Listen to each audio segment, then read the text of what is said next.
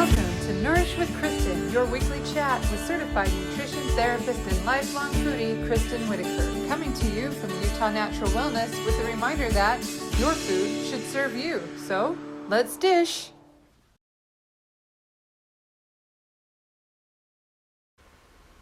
Welcome to Utah Natural Wellness, our weekly chat. I'm Kristin from Nourish with Kristin, and we're brought to you by Utah Natural Meat and Milk. And we're excited today. We'll be talking about fats, specifically which ones to cook with and which ones to avoid.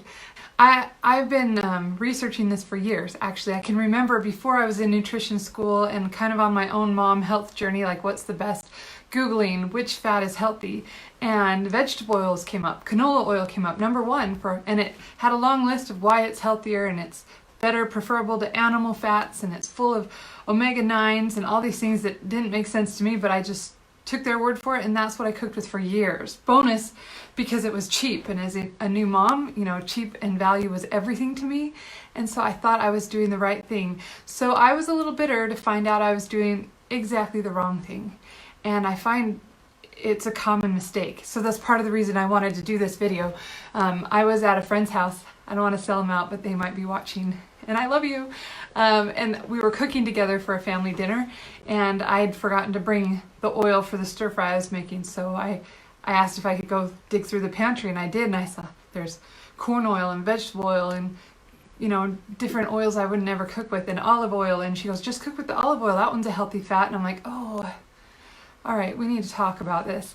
So you might think you haven't figured out, and maybe you do, but this is to help people. Mostly I'm talking to myself 10 years ago and what I wish I would have known. Okay, so what fats to avoid, first of all? I hope we've all evolved to the point that we're not avoiding fat altogether. We talk about this a lot. Fat is our friend. Fat is good for us. We need fat. We can't thrive without it. So we're not avoiding fat, but some kinds of fats are not good for us and will be harmful for our health. So let's start with those ones. Fats to avoid are generally processed seed oils, refined processed oils. And sad to say that if it's cheap, it's probably not the best for you. There's a reason that it's cheap. In general with food, if it's too cheap to believe, we need to ask ourselves why. Why is it so inexpensive? Probably because it's not doing us any favors. It's subsidizing the medical community, not the health industry, right? So with food, with oils, the cheap fats really are the ones to avoid.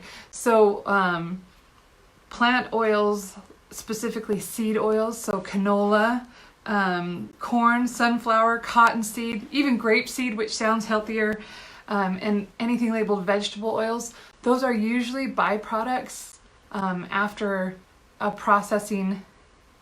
A food is made through processing. The spent byproducts are sent off to be pressed into oils and processed. So there's, you know, even corn, after we've made products with corn in it, then the spent corn hulls are sent off to be pressed into corn oil. So it's leftover byproducts, or even if it's a first pressing like canola, it's most likely a GMO crop, and it's a cheap filler crop, and it's not manufactured in a natural way. So think if you were to hold a seed in your hand, could you just squeeze any oil out of that? No, it takes a heavy chemical process to go through that mechanical breakdown.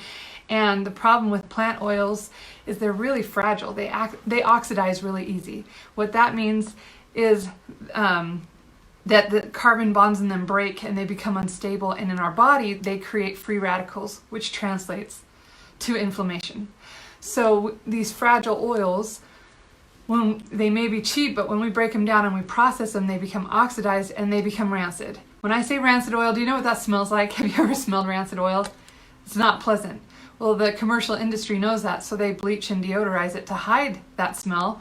And the bleaching, even to get rid of the gross gray color, a lot of them turn during this process. So even though you might think this doesn't smell bad, this oil doesn't smell like anything, they've done a lot of work to make sure that that's the case. It's been deodorized, it's been bleached, it's highly processed, and in short, it's an inflammatory bomb in your body. It's full of free radicals.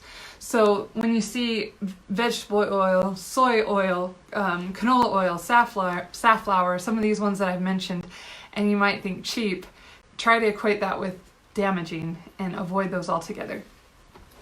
Sadly, when we're eating out at restaurants, even high-end restaurants, a lot of them are saving cutting corners in cost by using these cheap oils. So even if you're ordering something healthier like the salad, but it's drenched in their house dressing that's based in a canola oil, you're going to have an inflammatory response. And so a lot of my clients have compromised health and inflammation to begin with, autoimmune conditions and things like that. So even a little thing like a salad dressing based in canola oil can flare them up all over, and they learn to be aware of that. But for the general public, would you even think twice about that at a fancy restaurant, what's in that dressing before you put it on, or what they cooked the steak in? So maybe we need to start to be more mindful of that. When we're at home, I love having the home court advantage, so I can use the oils that I know are good for me, that I know will support health. So what are those oils? Let's move away from the ones we should avoid, and let's go to the oils that are good for us, the fats that are our friends. I call them our fat friends. So there's been a smear campaign against animal fats, and there's some truth to that, but there's also a caveat or a loophole that makes animal fats probably one of the healthiest choices for us. So let me back up. I feel like I'm all over the place today. Sorry. I'll slow down and try to be a little clearer. Let me tell the story.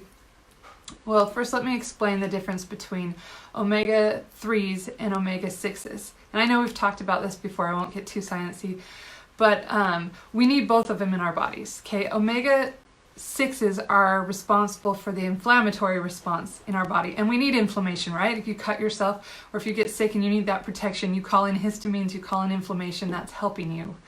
However, if they run amok and you're over-inflammatory, that's aches and pains and sickness and brain fog and all kinds of things we don't want. We want to keep those omega-6s in check.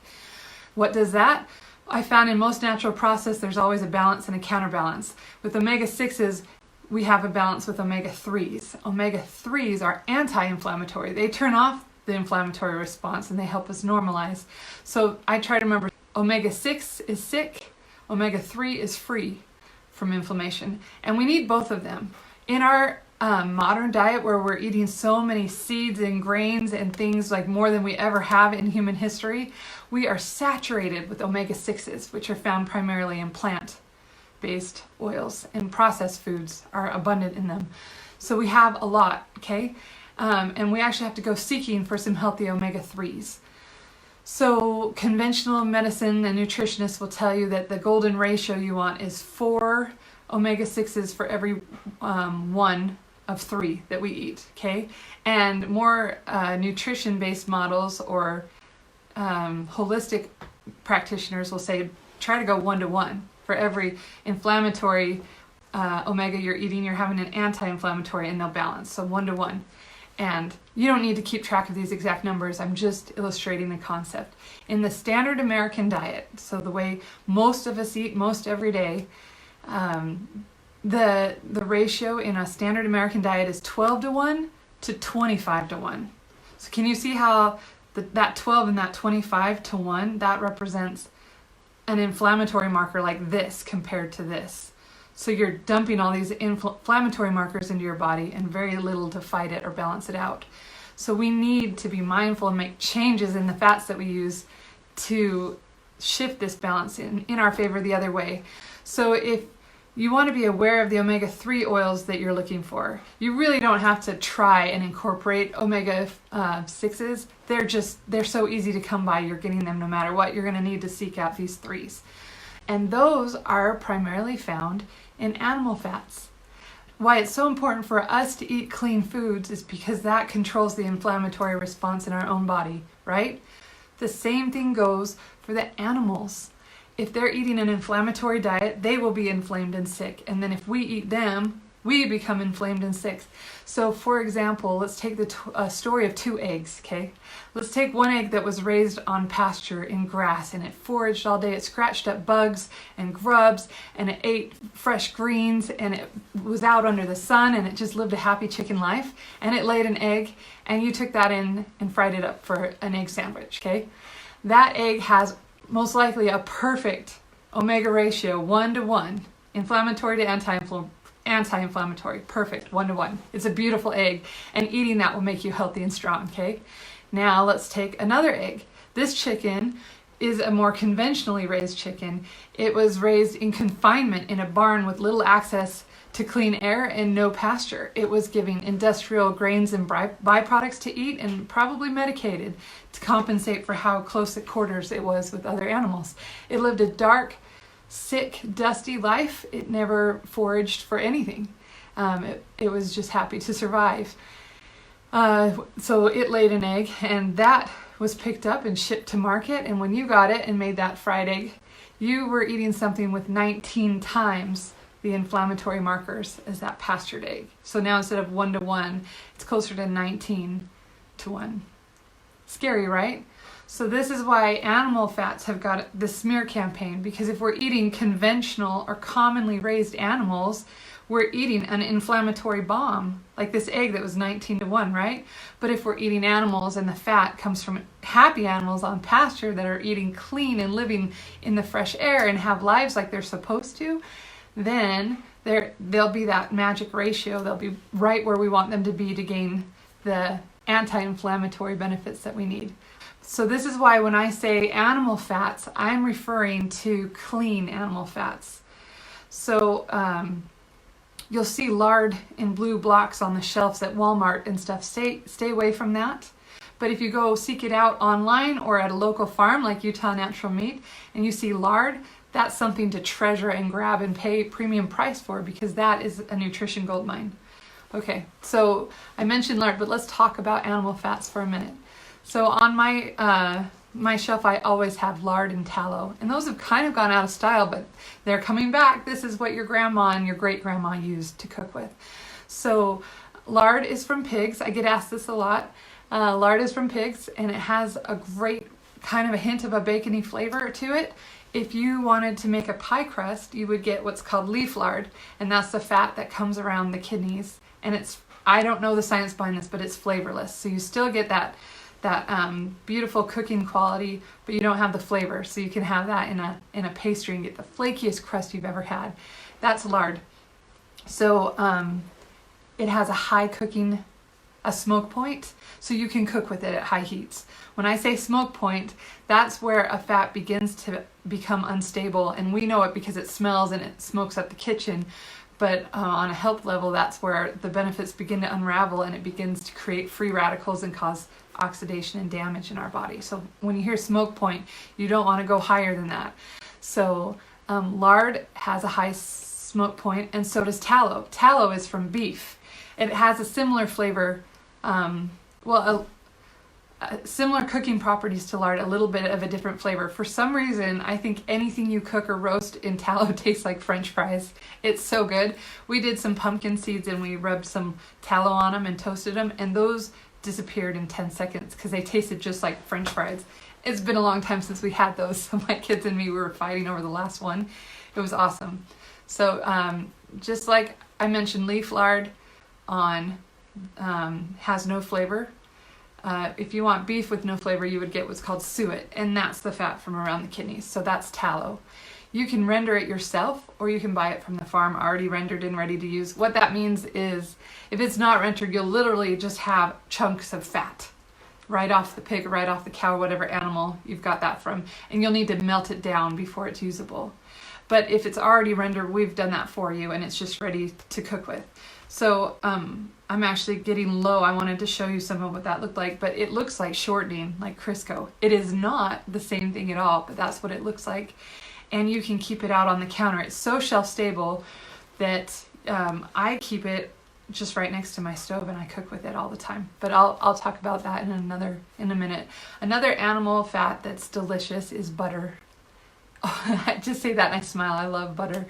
So butter is made from the butter fat of milk, and it's delicious. And also, again, you want to have butter made from grass-fed cows. Okay, you don't want the inflammation bomb that conventional milk is. You want good grass-fed butter. If you can make it yourself, even better. So butter is wonderful as a fat, but it's got a low smoking point. Have you ever used butter to fry your eggs in and it immediately starts to smoke? At about 350 degrees, it starts to smoke and unravel and scorch. So that is the milk proteins left in butter. Those flare up and smoke quite a bit. If you want that butter flavor and you don't want the smoke, then you use what's called ghee. Ghee is clarified butter. It's also called butter oil. I have some. It's really easy to make, or here's one that I bought. And it's just a bright yellow butter that's had all the dairy fat removed from it. It has a high smoke point. So you can actually cook with ghee and not set the smoke alarms off. So that's a great one to cook with. So plant oils, let's move on to those. So olive oil is more complicated than you'd think. So like my friend who said, oh, just cook with the olive oil and thought she was doing something healthy. Olive oil is synonymous with a healthy oil, right? We see it and we're like, that's good for me. I can use that freely. So olive oil is a polyunsaturated fat, which means it's a little more unstable. A saturated fat is stable. An unsaturated fat is not stable. There's more science to that, but let's start there.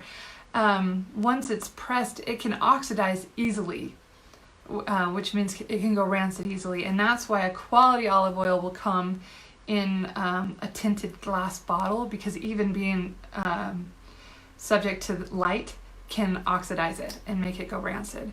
So just if olive oil is that fragile that it has to be packaged specially, is it good for cooking? No. It's not. It's great. It's a healthy oil. It's wonderful for you to drizzle in salad dressings or over your vegetables. It's great for that. And it can be heated like maybe to 300 degrees a little bit, so warmed for applications that way. Drizzle over your soup, finish a hot plate that way, but it's not good for frying or sauteing. That will just cause oxidative damage. So let's move on to some other ones and then we'll go back to what virgin and extra virgin means. But coconut oil is probably the best. Coconut and palm oil, so they're called the tropical oils, are the best for high heat cooking. They're stable enough, which is why they're solid at room temperature. That's another good rule of thumb. If it's solid at room temperature, it's probably okay to cook with. But coconut and palm oil are really good to cook with for even high heat cooking. So coconut oil, same with palm oil. You want to get it from a sustainable source, because deforestation and like unsustainable practices are rampant in the field. So you want to look for, they're proud of the way they process it if they're going to these lengths to be sustainable and quality, and it'll be on the label somewhere. So remember our label reading video? Watch labels to see where it came from, but especially on coconut and palm oils, make sure it was sustainably harvested. I like the brand Nativa, is one that I recommend. Anyway, so coconut oil, if it is refined, I have people all the time that say, I just don't like the flavor of coconut oil. And I can get that if you're making beef and broccoli. You don't want beef and broccoli and coconut. Yeah, that's weird. But that's why you can buy refined or unrefined coconut oil, and the difference is the flavor. So unrefined is just cold pressed coconut oil, and it will taste like coconut. It's great for making desserts. I usually like it in a dessert application or something where it melds with my spices, like with a Thai seasoning or something. It's great for that. But if you want a neutral flavor, then you want the refined coconut oil. And that means it was processed in a way that removed that. So again, when I use the word processed, you should have all these bells go off in your head. Like, isn't that bad? Yeah, you want to see how it was processed. Again, is why I like Nativa, is it's expeller pressed, not chemically processed. It's not bleached. So a lot of refined coconuts will be chemically processed with solvents and bleaches to get that flavor out. But if it's steam distilled or expeller pressed, it's a better way to go. So it'll still have the health benefits of coconut oil, but without that coconut flavor. And another coconut that here's one. This is Nativa, and it's a butter flavored coconut. It's going to be backwards, but you get the idea.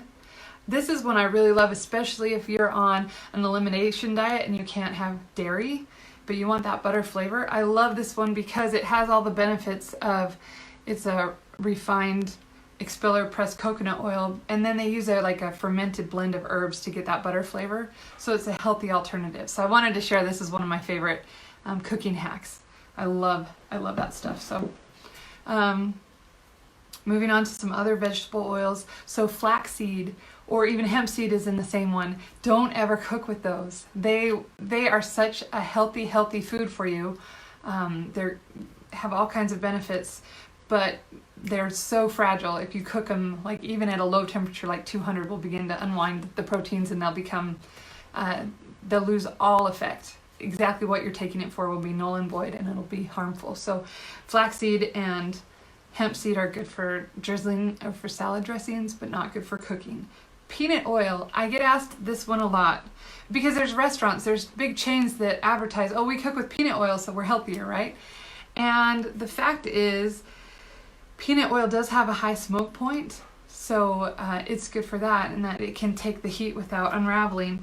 But it also has a really high 6:3 ratio, which we talked about can be inflammatory. So by nature, it's going to be inflammatory, and then also it's allergenic for a lot of people. So it's kind of safer just to steer away from peanut oil as a regular cooking oil. Now, if I'm out eating and I know that they cook with peanut oil and it's an occasional thing, okay, that's all right, but it wouldn't be a daily thing. You wouldn't want to eat this every day.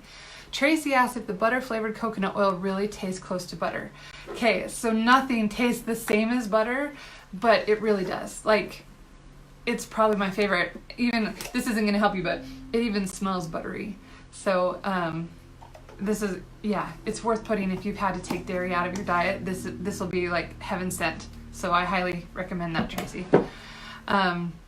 Another hack is you can make popcorn with it, and it's really good. Remember, you need a high smoke point to make popcorn, so you don't want to be drizzling olive oil to pop your popcorn in. You could finish it with olive oil, but you wouldn't pop it in olive oil, okay?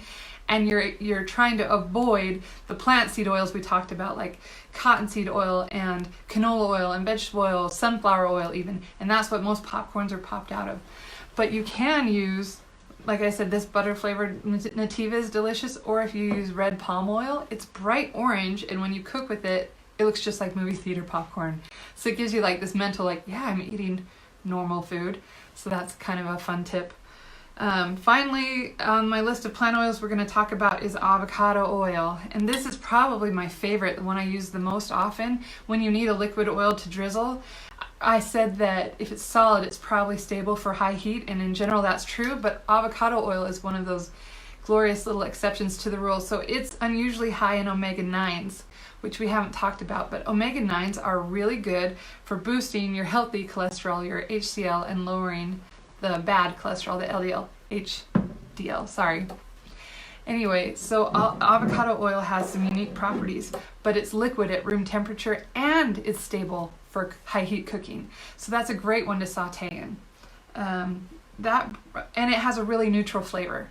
Like, you really can't taste it, so you can use it any way that you want.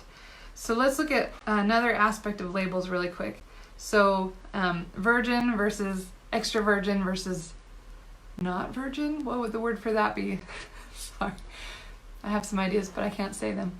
All right. So in olive oil, extra virgin means the first pressing of the olives. What comes out is the best tasting, the most beautiful. It's got the rougher product. It has a little bit of an olive flavor. It'll have a green tint to it, and it's highly sought after as a gourmet food. You'll find it's really pricey. It's great for drizzling and finishing because that flavor is what you're after. Virgin olive oil would be the second pressing, and it would still retain a lot of those healthy antioxidants and polyphenols and things that we want in olive oil, and it will still have a good flavor, but it's not as off the charts amazing as extra virgin, if that makes sense. After that point, after that second pressing, they will press it again to get olive oil. I think, is pomade the word they use for it? I'll have to look. I need to fact check before I'm live. But they'll still press it. Usually they might put a little of the virgin back in to get a little of that flavor in it, but it's a lower quality oil. They'll probably use chemicals and solvents to get every last bit of oil out of that pulp, and it won't be as pure, and it'll be oxidated and processed, just like the seed oils we're talking about, because at that point they're doing unnatural measures to get the oils out of it.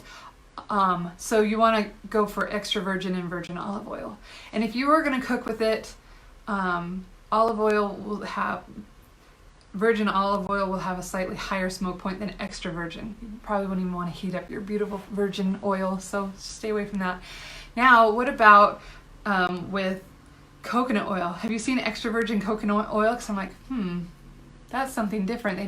process that the same way. So you can't squeeze a coconut and get all this oil out. That's purely a marketing term.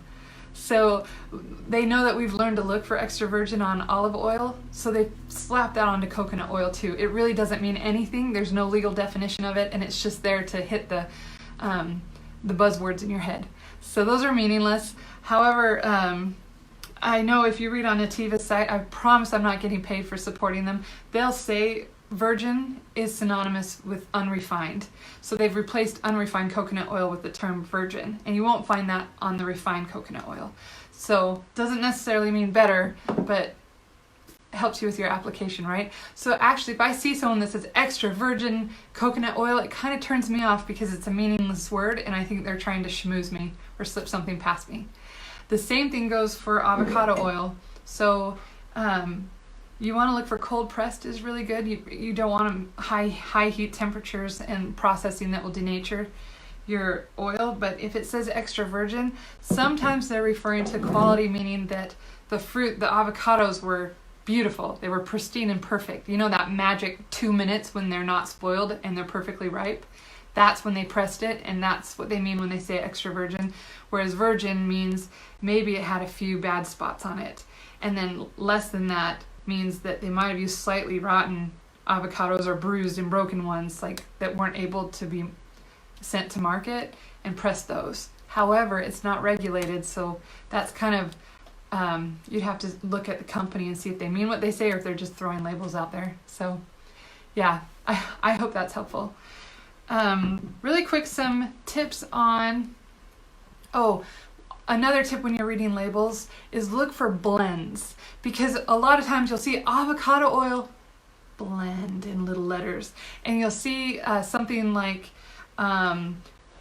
unrefined coconut oil, and you'll get really excited and you're like, that price is killer, that's the cheapest I've ever seen it, and you get it home and you realize it's been mixed with safflower oil or canola oil. Happens all the time, especially with olive oils and avocado oils, and especially if it's a flavored oil. You're buying an infused fancy gourmet flavored oil for finishing or to add a little pizzazz to your dish. That's the perfect chance for them to mix it with a cheap oil, because you're dazzled by the garlic or the Thai chili and you didn't notice in the little letters sunflower seed oil or canola oil.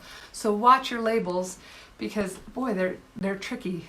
They're designed to trick you, and I still fall for them. I get really mad. Which ones do I cook with the most? So just like with vegetables and fruits, we're supposed to eat a variety. It's the same thing with fats. It's a good rule of thumb across any nutrition category. You want variety in your life. They all have different profiles of amino acids and fatty acids and things like that, and so they'll all have different benefits. So if you're eating the spectrum, you'll reap the benefits from all of them. So what I do, I actually have a Lazy Susan next to my oven, like on the little strip of counter next to my stove. I have a Lazy Susan, and I have tallow and lard on there, and I have ghee on there, and I have my coconut oil, and I have that in the butter flavor too. And when I'm ready to cook, I just spin it and pick one randomly. I'm like, oh, we've got this. And that keeps me rotating through all of them. And then in my cupboard for the liquid ones, I've got avocado oil, and I have my olive oils. If I'm cooking with cold, making a salad dressing, olive oil is usually what I'll grab. If I'm roasting vegetables, it's a lot easier to drizzle a liquid oil over than it is to smear lard or tallow. You can do that, but my go-to is usually the avocado oil. Most of the time I'm doing vegetables, I'm drizzling avocado oil, seasoning it, putting it in the oven at 425, and it's so delicious. Another way, if you want to use a solid fat like lard or tallow, or even the butter coconut, to roast your vegetables in, put a big old scoop on your pan and put it in the oven for a minute, and it will melt, and then take it out and toss the vegetables in there and then put it back in the oven.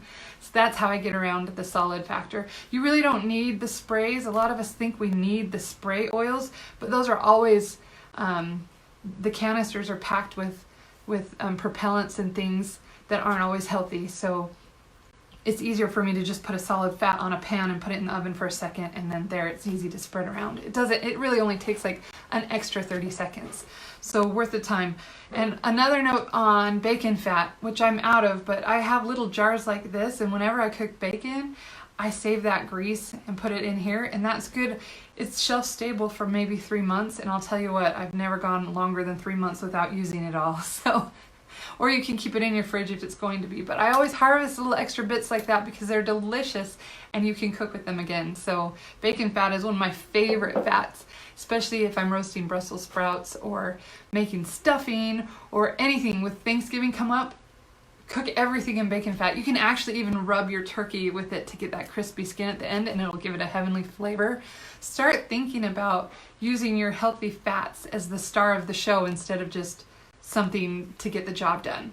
And it's exciting. You learn to think, ooh, this would be the best with, oh, I want that coconut flavor, or no, I'd rather have this flavor, and use it to highlight your good, clean ingredients. Awesome. Okay, so I was working on this today. I actually taught a class on fats at the farm a few months ago, and so I came up with a handout that's more in depth, and it talks about kind of the chemical components behind different kinds of fat, what they do in your body. If you like to nerd out about nutrition like I do, it's a little bit of overkill for a Facebook Live, but if you really truly want to know more about fats, their smoke points, when to use them, when to not, I'm happy to share that handout with whoever wants it. I didn't get my link up live, so hopefully by the broadcast I'll have that. But if you're listening now, just put your email in the comments of this video, or email me at Kristin, Kristin, at nourishwithkristin.com and say, send me that fat packet, that handout. There's got to be a clever name for that. But I'd love to share that with you. And hopefully I'll have it available for download as a link when I have this reposted on the blog. In other news, linked to this fat discussion, this is a great core basic if you're doing keto, the ketogenic diet, then you're mindful of fats all the time. Fat's always on the brain. I'm doing a keto class at the farm this Saturday at 1 o'clock. If you're interested, you can register at utahnaturalmeat.com/education on the education tab. That's where you would go to sign up for that. We do need you to register in advance because I make treats for it. I need to know how much to make, or I could just make a lot of extra and eat them myself. That works too. You can also call the store and sign up over the phone, or let me know and I'll help you with that. And then if you can't make it to the class on Saturday, or you're listening to this later, if you're interested in the class and you're local, just let me know at the farm or send me an email, because when I get enough requests, I'll do another one.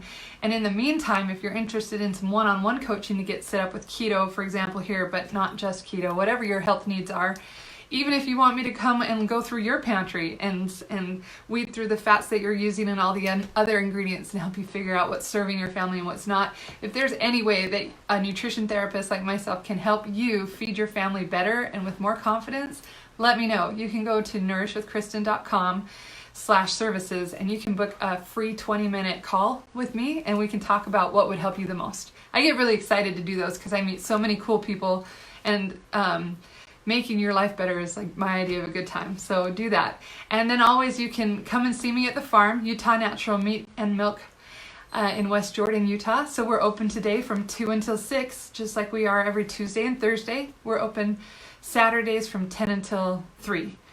And it's the best place to buy fats that you can use because you can get grass-fed and pastured lard and tallow, or you can buy the raw fat to make those things yourself. And all the meat that you're purchasing there is full of healthy, nutritious fats with the ideal, the dream ratio of omega-3s to 6s, because they were all raised the right way, ethically and beautifully. And that's what I love most about the farm.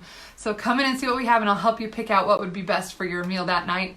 And I just love to chat. So thank you so much for joining me today. It's always fun. Send me any ideas you have for chats in the future. I love to hear what you want to know more about, and I love to talk more. So thanks again, and I'll talk to you later.